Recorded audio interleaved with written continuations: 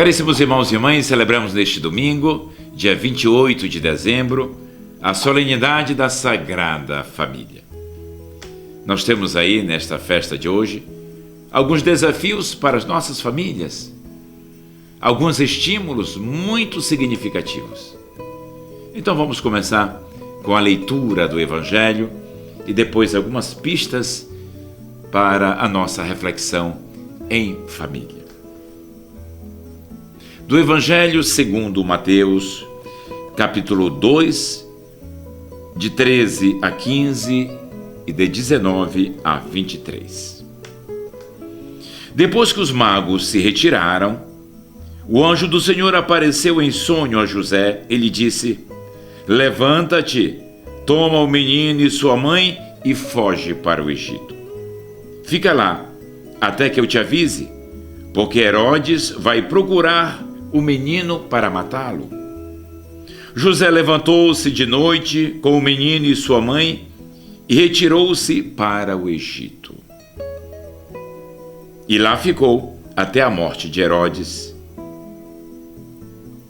Assim se cumpriu o que o Senhor tinha dito pelo profeta: "Do Egito chamei o meu filho."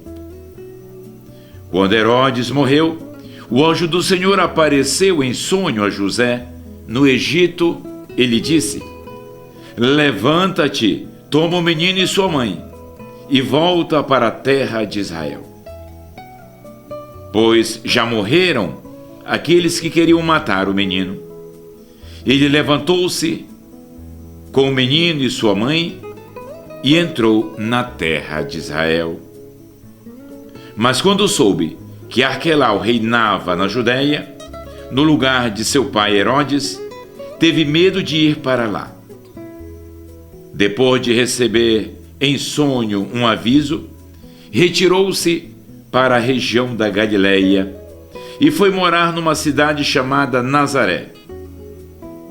Isso aconteceu para se cumprir o que foi dito pelos profetas: ele será chamado Nazareno.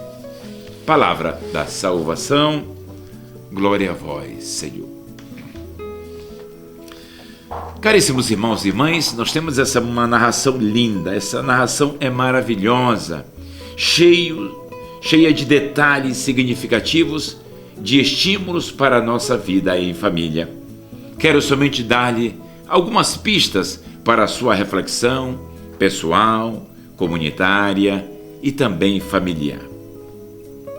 O texto nos apresenta a paternidade de José e, ao mesmo tempo, nos alerta: a paternidade vai além da questão biológica. Aí nós temos algumas ideias muito importantes e significativas para a nossa vida em família. Vamos lá, então. Antes de tudo, o papel de José é um papel de paternidade extraordinária.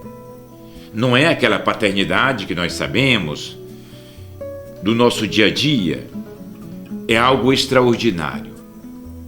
E vamos ver como se apresenta essa paternidade.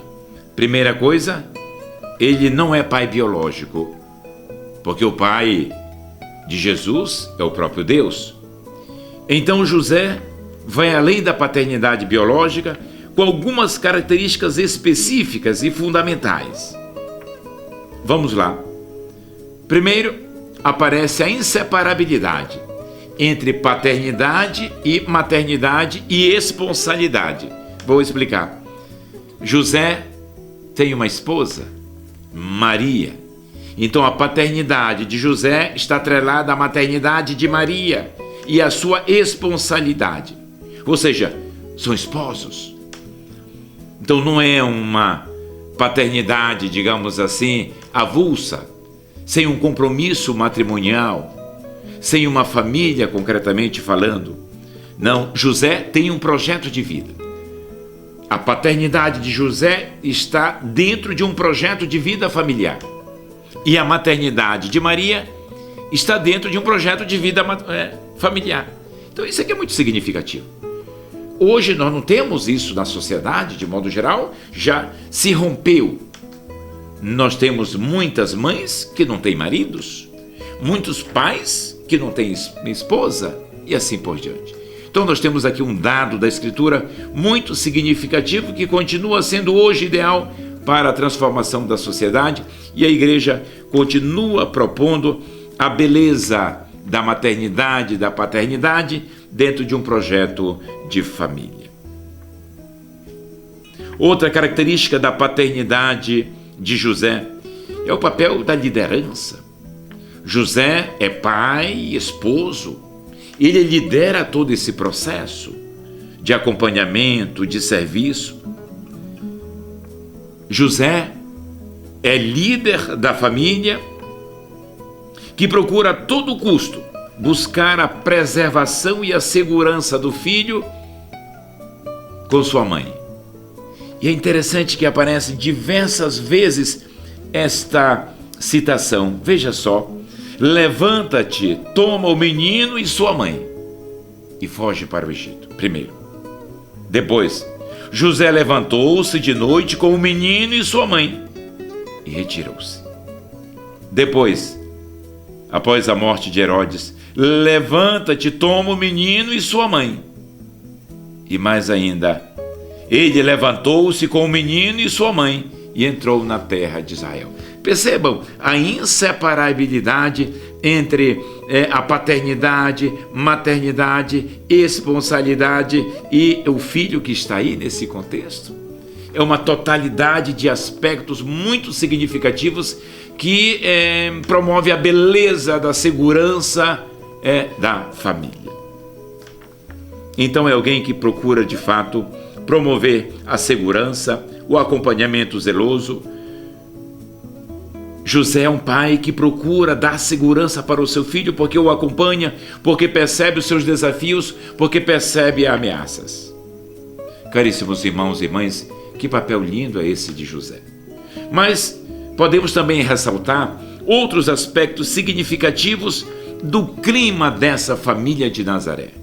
Por exemplo, a parceria permanente e contínua entre Maria e José.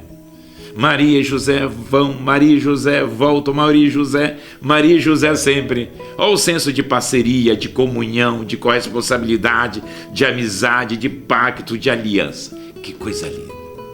Quantas e quantas mulheres hoje vivem na experiência da solidão, educando seus filhos. Quantas mães são solitárias, porque falta a presença do pai, do companheiro. Então nós temos aí a parceria permanente, nós temos a experiência do diálogo, nós temos a experiência da oração. José que dialoga com o anjo, que escuta o anjo.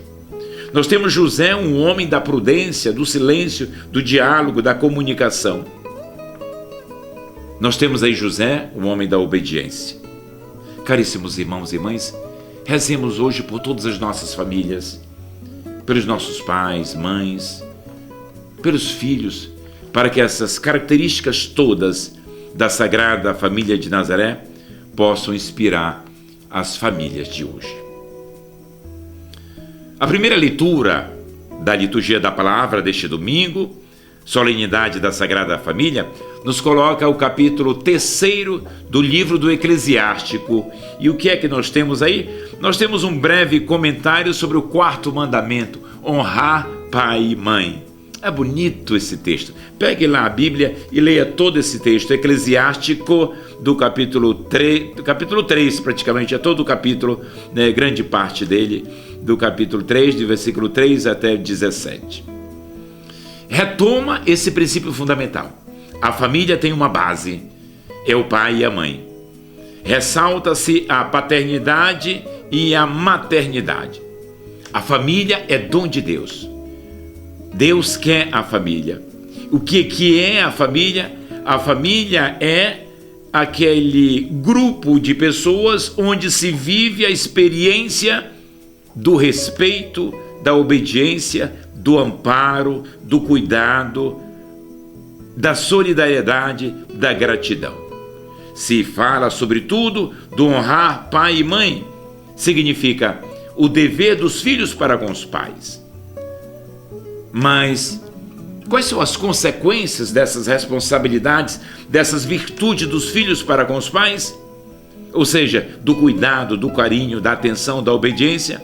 O texto ressalta também essas consequências. Primeira coisa, a alegria.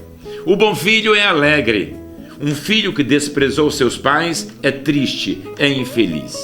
Quantos filhos por aí são tristes porque repudiaram, rejeitaram seus pais, não os respeitaram, não os respeitam. Vida longa, consolo, perdão dos pecados. Que coisa maravilhosa! Então, caríssimos irmãos e irmãs, nós somos chamados a renovar hoje esse nosso carinho para com os nossos pais, esse nosso senso de gratidão.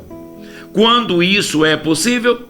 Quando há virtude entre os filhos, somente através das virtudes, somente através da assimilação de valores, somente através da percepção da beleza dos nossos pais como sinais de Deus, é que nós podemos honrá-los.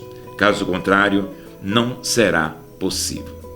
Caríssimos irmãos e irmãs, rezemos pelos nossos pais e cuidemos deles em todas as circunstâncias, sobretudo quando chegam na velhice e se tornam dependentes de nós. A segunda leitura nos apresenta duas bases da família. É a base de valores humanos e a base de valores espirituais. Não basta haver um grupo de pessoas para que seja uma família, para que haja uma família. É necessário que haja valores humanos. E nós temos aí na segunda leitura, texto tirado da carta aos Colossenses, capítulo 3, de 12 a 21, alguns valores humanos fundamentais que congrega e consolida a relação entre as pessoas. Por exemplo, a experiência da comunhão, da bondade, da humildade, da paciência, da mansidão, do apoio recíproco, da correção, do estímulo um ao outro, da solicitude, da delicadeza de trato.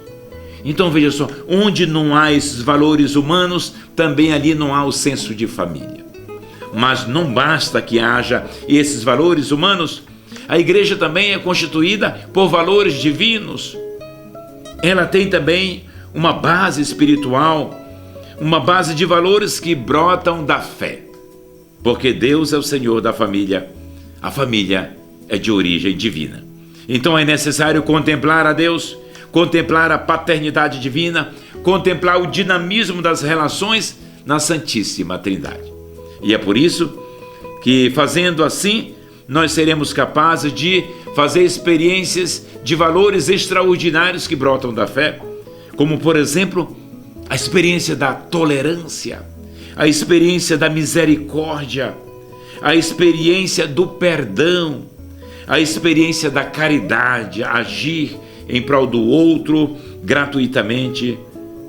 Então veja só, caríssimos irmãos e irmãs, quando há fé numa família, ela consegue, sem dúvida, superar tantos desafios, fazer a experiência da misericórdia, da compaixão, da resiliência, que é a superação dos problemas. Que nunca nos falte a fé, que nunca falte a fé nas nossas famílias, para que todo e qualquer problema seja superado. Que Deus abençoe a todas as nossas famílias. Ame a sua família e cuide dela, porque a nossa felicidade, a sua felicidade, depende da nossa família, seja como for. O Senhor esteja convosco. Abençoe-vos o Deus misericordioso, o Pai, o Filho e o Espírito Santo.